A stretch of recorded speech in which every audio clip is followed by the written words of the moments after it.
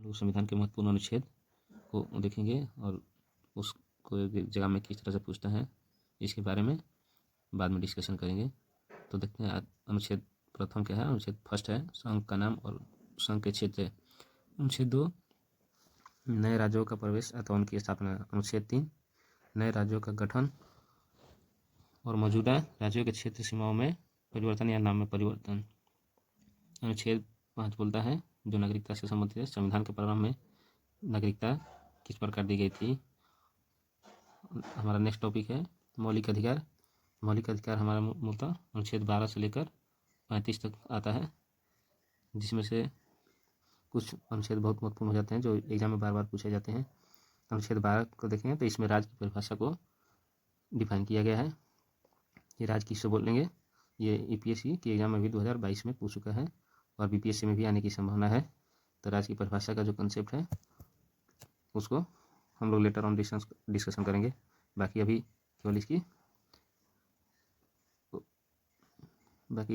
हम लोग अनुच्छेद के बारे में ही केवल डिस्कशन करते हैं। अनुच्छेद 13 है मौलिक अधिकारों से असंगत या अकल्पनीकरण करने वाली विधियाँ, यानी वो मौलिक अधिकारों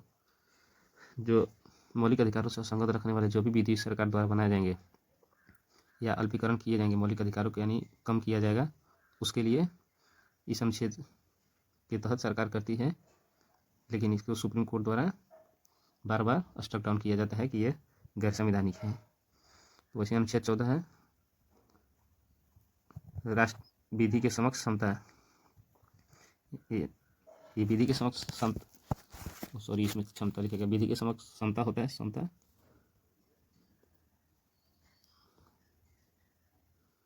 विधि के समक्ष समता का मतलब है कि न्याय कानून के समक्ष सभी व्यक्तियों को समान रूप से देखा जाना है।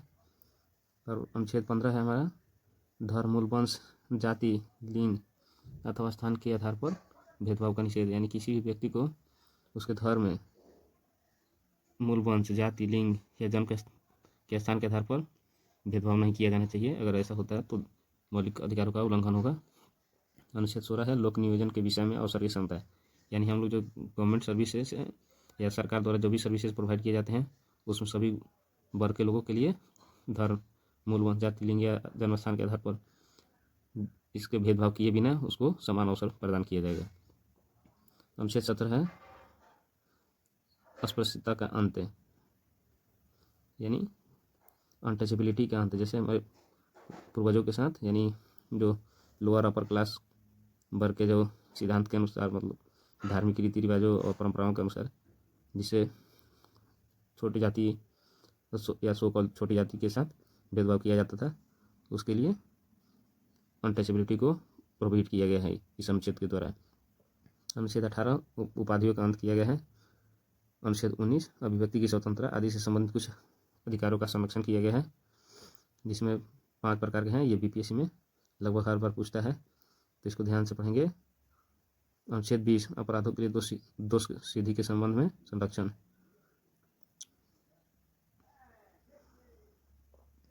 दोष सिद्धि के संबंध में यहाँ पर 2 लिखा गया है, जो गलती से टाइप हुआ है, या 2 नहीं 200 होगा। अनुच्छेद 21 प्राण और दैहिक स्वतंत्रता का संरक्षण, दैहिक स्वतंत्रता का संरक्षण। अनुच्छेद 21 है प्रारंभिक शिक्षा का अधिकार। ठीक है, ये महत्वपूर्ण जाता है, ये बार बार पूछे जाते हैं। और इस बार अभी हाल ही में सुप्रीम कोर्ट द्वारा एक निर्णय दिया गया था जिसमें स्वच्छ पर्यावरण का अधिकार भी इसी में सम्मिलित किया गया था, एक हिस्से में ही। अनुच्छेद 23 मानव के दुर्व्यवहार पर बलात्श्रम का निषेध, यानी किसी भी व्यक्ति को जबरन उसका दुर्व्यवहार नहीं किया जाएगा। यानी जैसे ह्यूमन तस्करी की बात है वो किया जा रहा है यहाँ पर, इसको उससे प्रोहिबिट किया गया है। यानी किसी को भी ज़बरदस्ती उसकी मर्जी के खिलाफ बेचा या खरीदा नहीं जा सकता है। जैसे पहले दास प्रथा थी जिसमें दासों की खरीद बिक्री होती थी। अनुच्छेद 24 कारखाना आदि में बालकों के नियोजन का प्रतिषेध किया गया है, यानी 14 वर्ष से कम उम्र के बच्चों को किसी भी कारखाने में काम करने से रोका गया है। और इसमें एक चीज़ ध्यान करने वाली बात है कि अनुच्छेद 24 के अंतर्गत यदि कोई बालक अपने माता पिता के कार्यों में हेल्प करता है, केवल हेल्प करता है, मतलब तो उसके लिए ये उस पर ये कानून अनुच्छेद लागू नहीं होता है। अनुच्छेद 25 अंतःकरण की और धर्म के अबाध रूप से मानने, आचरण करने और प्रचार करने की स्वतंत्रता को दर्शाता है। अनुच्छेद 26 धार्मिक मामलों के प्रबंध की स्वतंत्रता देता है। अनुच्छेद 27 किसी विशेष धर्म के व्यक्ति के लिए करों के समुदाय के संबंध में स्वतंत्रता है। ये महत्वपूर्ण हो जाता है कि क्योंकि हम लोग जैसे राम मंदिर के संबंध में विपक्ष के द्वारा सरकार पर आरोप लगाया जाता है कि हमारे गैर हिंदुओं के करों का उपयोग किया गया है, तो इस तरह के आरोप प्रत्यारोप लगते रहते हैं। लेकिन ये अनुच्छेद 27 इसी तरह के कार्यों से स्वतंत्रता दिलाता है कि किसी भी व्यक्ति को उससे जबरन किसी और धर्म के प्रचार प्रसार के लिए सरकार पैसे नहीं ले सकती है या कर नहीं लगा सकती है। अनुच्छेद 28 कुछ शैक्षणिक संस्थानों में धार्मिक शिक्षा या धार्मिक पूजा में भाग लेने की स्वतंत्रता को दर्शाता है। जैसे हम लोग अभी भी स्कूल में जाते हैं बच्चे, तो उनको जबरन प्रार्थना के लिए खड़ा नहीं किया जा सकता है, जो कि नास्तिक हैं या अधार्मिक हैं या किसी और मजहब के हैं। जो हिंदू हैं तो इनके परंपरा के अनुसार लॉर्ड सरस्वती का पूजा पाठ होता है, तो उसे कोई भी गैर हिंदू होंगे तो उसको ज़बरदस्ती खड़ा करने या पूजा में स्कूल प्रबंधक नहीं शामिल कर सकता है। अनुच्छेद 29 अल्पसंख्यक के हितों की सुरक्षा। अनुच्छेद 30 शैक्षणिक संस्थानों की स्थापना और प्रबंध करने की अल्पसंख्यक का अधिकार है। देखिए ये भी अनुच्छेद इस पर इम्पोर्टेंट हो जाता है, क्योंकि हमारा अभी कंसेप्ट के अनुसार देखें तो AMU यानी अलीगढ़ मुस्लिम यूनिवर्सिटी को के मतलब अल्पसंख्यक आयोग द्वारा या सरकार के द्वारा इसे अल्पसंख्यक संस्थान मानने से इनकार किया गया है। तो इस आर्टिकल को हम लोग थोड़ा ध्यान से पढ़ेंगे, ये हो सकता है इस बार एग्जाम में आ जाए। और हमारा अनुच्छेद 33 है मौलिक अधिकारों को सेना आदि पर लागू करने के लिए उन्हें संशोधित करने की संसद की शक्ति। अनुच्छेद 34 है किसी भी क्षेत्र में मार्शल लॉ लागू होने पर मौलिक अधिकारों पर प्रतिबंध। अनुच्छेद 35 मौलिक अधिकारों के कुछ प्रावधानों के प्रभावी बनाने के लिए कानून। राज्य के नीति निर्देशक तत्व के तहत आते हैं अनुच्छेद 36 से अनुच्छेद 51 तक, जिसमें अनुच्छेद 36 में राज्य की परिभाषा के बारे में बताया गया है। ये वही परिभाषा होगा जो अनुच्छेद 12 यानी मौलिक अधिकारों के संबंध में जो दिए गए हैं।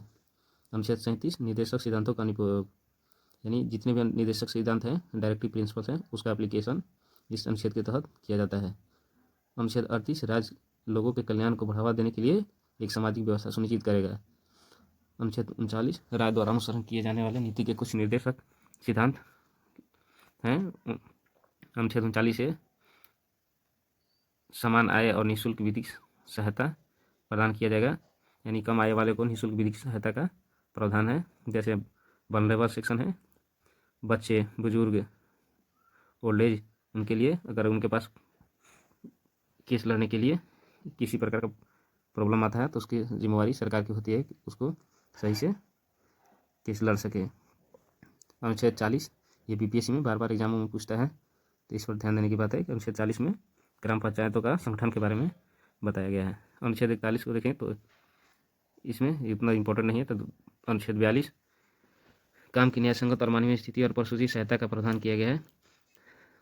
अनुच्छेद 43 के तहत श्रमिकों के लिए जीवन निर्वाह मजदूरी के बारे में बताया गया है।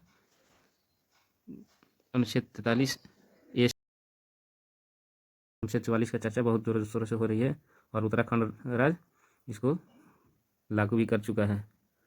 गोवा के बाद उत्तराखंड राज्य अनुच्छेद 44 को लागू करने वाला दूसरा राज्य बन गया है। अनुच्छेद 45 में बताया गया कि 6 वर्ष से कम उम्र के बच्चों के लिए प्रारंभिक बाल्यावस्था की देखभाल और शिक्षा का प्रावधान किए गए हैं। अनुच्छेद 46 अनुसूचित जाति, अनुसूचित जनजाति और कमजोर वर्गों के शैक्षिक और आर्थिक हितों को बढ़ावा देना है। अनुच्छेद 47 पोषण स्तर को और जीवन स्तर को ऊपर उठाने तथा सार्वजनिक स्वास्थ्य में सुधार करना राज्य का कर्तव्य बताया गया है।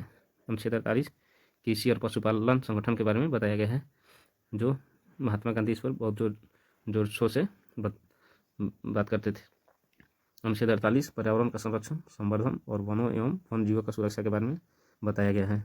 अनुच्छेद 49 राष्ट्रीय महत्व के स्मारकों, स्थान और वस्तुओं का संरक्षण के बारे में बताया गया है। ये आर्टिकल्स को ध्यान में रखिएगा, क्योंकि मौलिक कर्तव्यों में इसे मिलता जुलता आर्टिकल्स आते हैं जो कि एग्जाम में कन्फ्यूज कर देते हैं।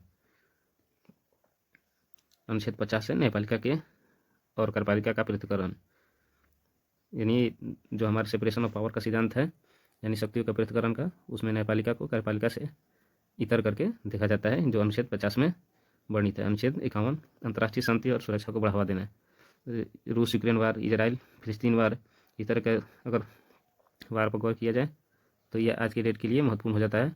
और ऐसा करने वाला विश्व में मात्र एकलौता देश भारत है, जहाँ पर अंतर्राष्ट्रीय शांति और सुरक्षा के लिए एक संविधान में विशिष्ट रूप से इसका प्रावधान किया गया है।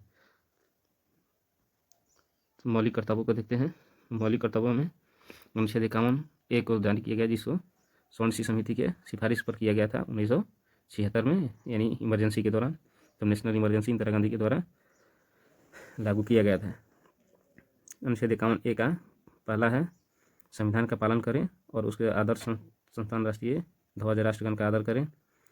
अनुच्छेद इसका पार्ट 2 है स्वतंत्रता के लिए हमारे राष्ट्रीय आंदोलन को प्रेरित करने वाले उच्च आदर्शों और हृदय में संजय और उनका पालन करें। तीसरा मौलिक कर्तव्य है भारतीय संप्रभुता, एकता और अखंडता की रक्षा करें तथा उसे अक्षुण्ण रखें। 51(4) है देश की रक्षा करें और आह्वान किए जाने पर राष्ट्र की सेवा करें। ये आर्टिकल और अनुच्छेद 49 में थोड़ा सा कन्फ्यूजन होता है कि राष्ट्र की सेवा के बारे में दोनों में बताया गया है, इन दोनों में तो नहीं बताया गया है। राष्ट्र सेवा करना और राष्ट्रीय महत्व के स्मारकों को और स्थान वस्तुओं को संरक्षण का बात किया गया है 49 में, तो ये ध्यान देने वाली बात है कि कन्फ्यूजन ना हो। तो 5वां हमारा मौलिक कर्तव्य है भारत के सभी लोगों में समरसता और समानता भ्रातृत्व की भावना का निर्माण करना, जो धर्म, भाषा और प्रदेश या वर्ग पर आधारित सभी भेदभाव से परे हो।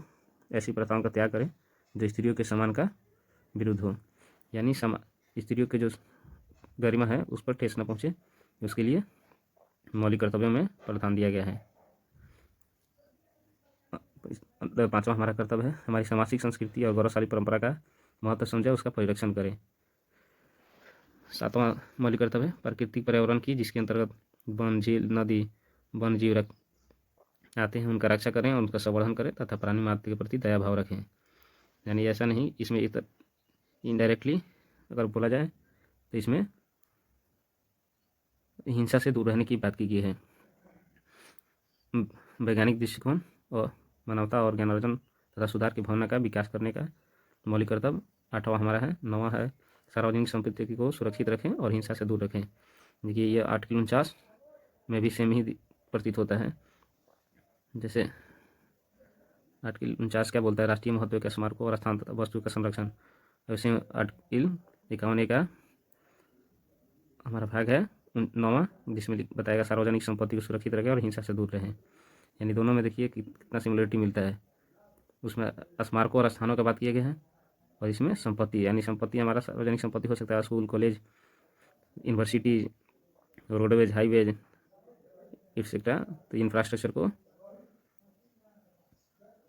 सुरक्षित रखना और हिंसा से दूर रहना है हमारा 9वां भाग है। 10वें में बताया गया है मौलिक कर्तव्यों में व्यक्ति का और सामूहिक गतिविधियों के सभी क्षेत्रों में उत्कर्ष की ओर बढ़ाने की सतत प्रयास करें, जिससे राष्ट्र की प्रगति की ओर निरंतर बढ़ते रहें और हमारा देश नई ऊंचाइयों को छू सके। 11वां यदि नागरिक माता पिता या संरक्षक है तो वह 6 से 14 वर्ष के तक की आयु के वाले अपने यथास्थिति बालक या प्रतिपाल को शिक्षा का अवसर प्रदान करें। इसे 86वें संविधान संशोधन द्वारा 2002 में अटल बिहारी वाजपेयी सरकार के द्वारा जोड़ा गया था। आज के लिए इतना ही, मिलते हैं नेक्स्ट ब्लॉग नेक्स्ट चैप्टर के साथ, जो हमारा मौलिक कर्तव्यों के आगे होगा, यानी संघ से रिलेटेड भाग 5 में। Thank you very much.